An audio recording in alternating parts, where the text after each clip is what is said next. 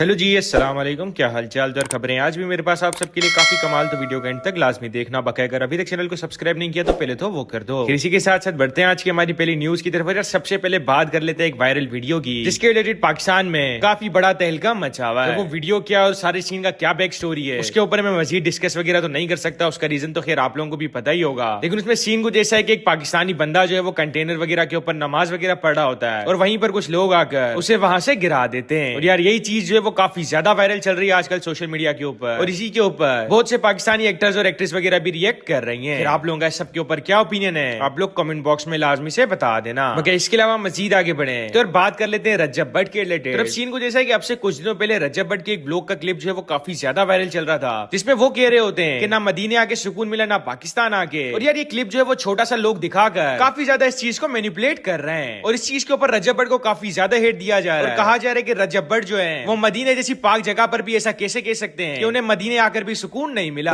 सुकून किसी पास नहीं है, ना पाकिस्तान तो ना मदीना या ना मक्का। और इसी के ऊपर रिएक्ट करते हुए अख्तर लावा ने रजब भट्ट को बॉयकॉट करते हुए एक वीडियो शेयर की है, और वो कुछ ऐसा कहते हैं।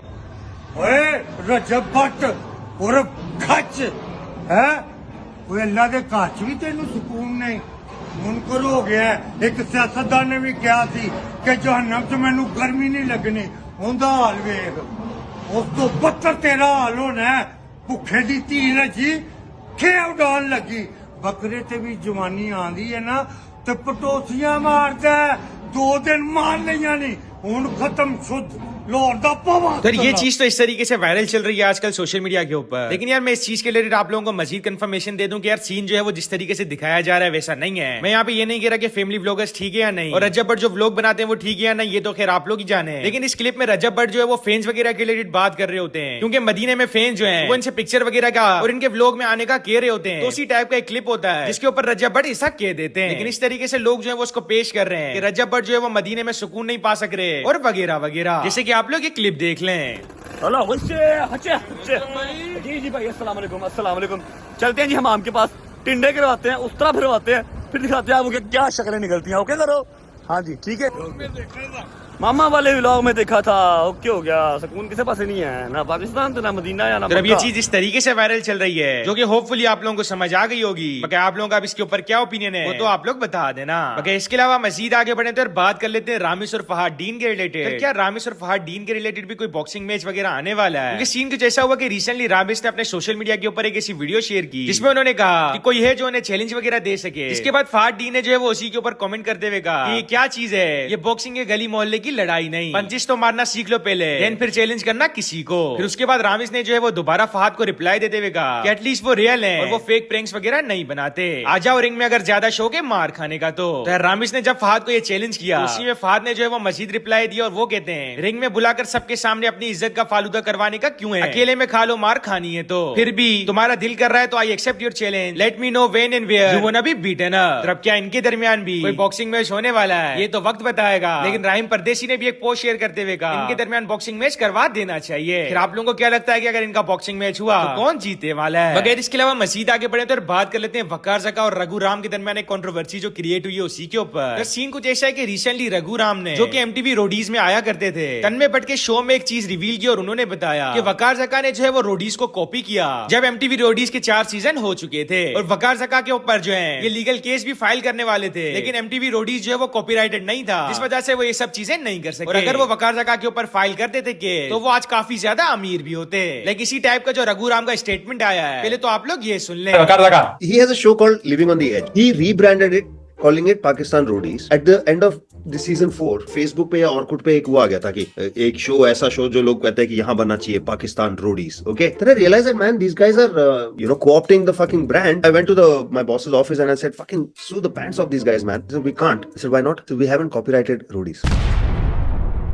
4 सीजन हो गए। मैं बोला what, I took it very personally because मेरा काम था वो, एंड तो मैंने बोला फक यू गाइस, मैं जाके कॉपीराइट कर रहा हूँ, I want to sue this guy. So I went and मैंने धमकी दी, 2 दिन में उन्होंने कॉपीराइट कर दिया। Imagine if they hadn't, I would have fucking copyrighted Roadies, I would have never spoken to any of you guys. मेरे को जरूरत ही नहीं। रघु राम के इसी स्टेटमेंट के ऊपर वकार ज़का ने इन्हें डिटेल में रिप्लाई दिया है, और वकार ज़का ने उन्हें चैलेंज भी किया है कि अगर ऐसा सब कुछ है तो हम लोग दोबारा से एक शो बनाते हैं जिसमें कुछ कंटेस्टेंट जो है वो पाकिस्तान से होंगे और कुछ इंडिया से, और देखते हैं फिर विनर जो है वो कहां से निकल कर सामने आता है। है। इसी के वकार जका का जो डिटेल में रिप्लाई है आप लोग खुद सुन लें। हमारे इंडियन दोस्त, इंडियन फैंस दुनिया भर में जहां भी रहते हैं, उनके इतने मैसेज आए हैं कि अब रिप्लाई देना बनता है।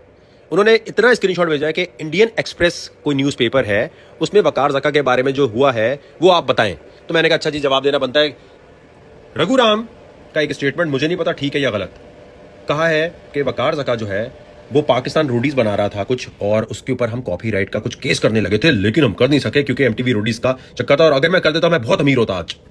तो मैं चाहता हूं जितने भी इंडियन दोस्त भेज रहे हैं ना, मुझे फैंस भेज रहे हैं कि वकार ज़का के बारे में रघु ने ये बोला है, आप लोगों ने गूगल पे जाना है और लिखना है हिंदुस्तान टाइम्स, रोडीज, वकार ज़का, रघुराम।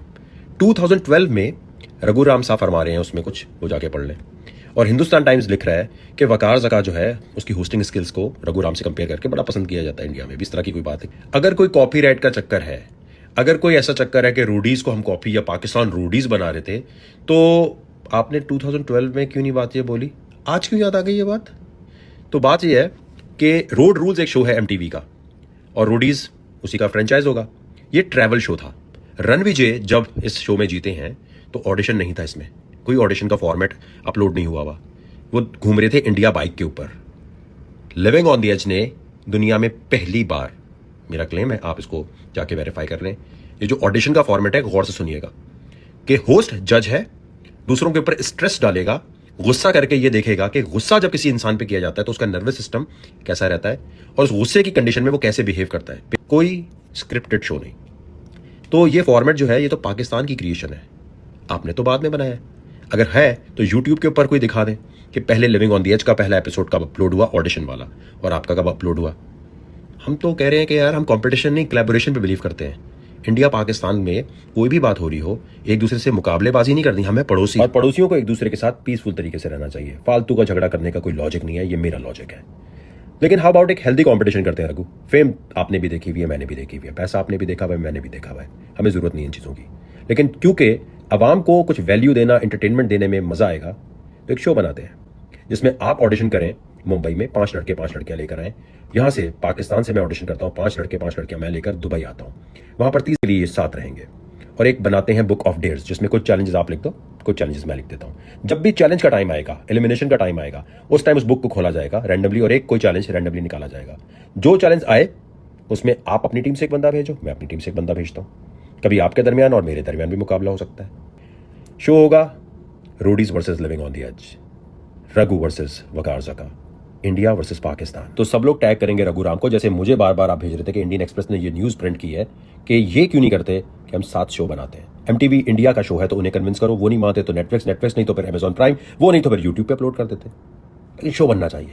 तो अभी सबके बाद आप लोगों का क्या कहना है कि ऐसा कोई शो वगैरह हो सकता है या पॉसिबल नहीं? ये तो खैर मुझे नहीं पता। ओके, देखते हैं कि इसके ऊपर मजीद क्या कंट्रोवर्सी हमें क्रिएट होते हुए नजर आती है। ओके, मजीद कोई रिप्लाई वगैरह आता है सबके ऊपर तो मैं आप लोगों को बता दूंगा। फिर इस सब के अलावा यार अभी के लिए तो मेरे पास आप लोगों के लिए आज सिर्फ इतनी न्यूज थी, इसीलिए मिलते हैं किसी और वीडियो में। तब तक के लिए अल्लाह हाफिज।